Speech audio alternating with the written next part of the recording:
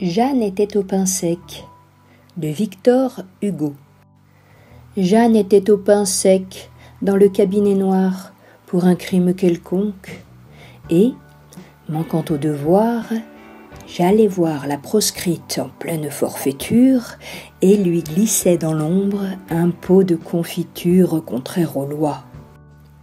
Tous ceux sur qui, dans ma cité, repose le salut de la société s'indignèrent. Et Jeanne a dit d'une voix douce : « Je ne toucherai plus mon nez avec mon pouce. Je ne me ferai plus griffer par le minet. » Mais on s'est récrié : « Cette enfant vous connaît. Elle sait à quel point vous êtes faible et lâche. Elle vous voit toujours rire quand on se fâche. Pas de gouvernement possible.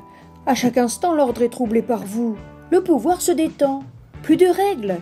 L'enfant n'a plus rien qui l'arrête. Vous démolissez tout. » Et j'ai baissé la tête et j'ai dit : « Je n'ai rien à répondre à cela, j'ai tort. Oui, c'est avec ces indulgences-là qu'on a toujours conduit les peuples à leur perte. Qu'on me mette au pain sec. Vous le méritez, certes.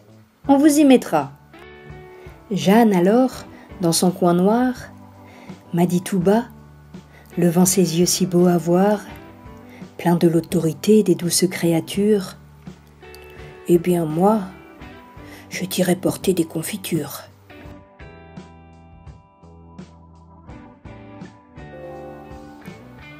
Jeanne était au pain sec de Victor Hugo.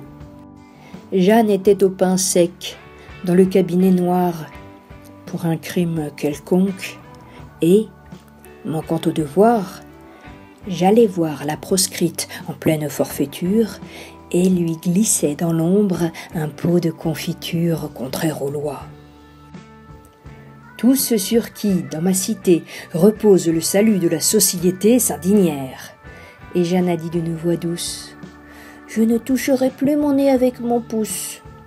Je ne me ferai plus griffer par le minet. » Mais on s'est récrié : « Cette enfant vous connaît. Elle sait à quel point vous êtes faible et lâche. Elle vous voit toujours rire quand on se fâche. Pas de gouvernement possible. À chaque instant, l'ordre est troublé par vous. Le pouvoir se détend. Plus de règles. L'enfant n'a plus rien qui l'arrête. Vous démolissez tout. » Et j'ai baissé la tête et j'ai dit : « Je n'ai rien à répondre à cela, j'ai tort. Oui, c'est avec ces indulgences-là qu'on a toujours conduit les peuples à leur perte. Qu'on me mette au pain sec.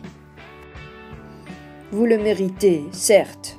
On vous y mettra. » Jeanne alors, dans son coin noir, m'a dit tout bas, levant ses yeux si beaux à voir, pleins de l'autorité des douces créatures : « Eh bien moi, je t'irai porter des confitures. »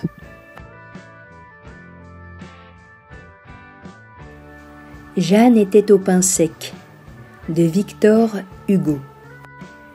Jeanne était au pain sec dans le cabinet noir pour un crime quelconque, et, manquant au devoir, j'allais voir la proscrite en pleine forfaiture et lui glisser dans l'ombre un pot de confiture contraire aux lois. Tous ceux sur qui, dans ma cité, repose le salut de la société s'indignèrent, et Jeanne a dit d'une voix douce : « Je ne toucherai plus mon nez avec mon pouce. Je ne me ferai plus griffer par le minet. » Mais on s'est récrié : « Cette enfant vous connaît. Elle sait à quel point vous êtes faible et lâche. Elle vous voit toujours rire quand on se fâche. Pas de gouvernement possible. À chaque instant, l'ordre est troublé par vous. Le pouvoir se détend. Plus de règles. L'enfant n'a plus rien qui l'arrête. Vous démolissez tout. » Et j'ai baissé la tête et j'ai dit : « Je n'ai rien à répondre à cela, j'ai tort. Oui, c'est avec ces indulgences-là qu'on a toujours conduit les peuples à leur perte. Qu'on me mette au pain sec. Vous le méritez, certes. On vous y mettra. » Jeanne alors, dans son coin noir, m'a dit tout bas, levant ses yeux si beaux à voir, pleins de l'autorité des douces créatures : « Eh bien moi, je t'irai porter des confitures. »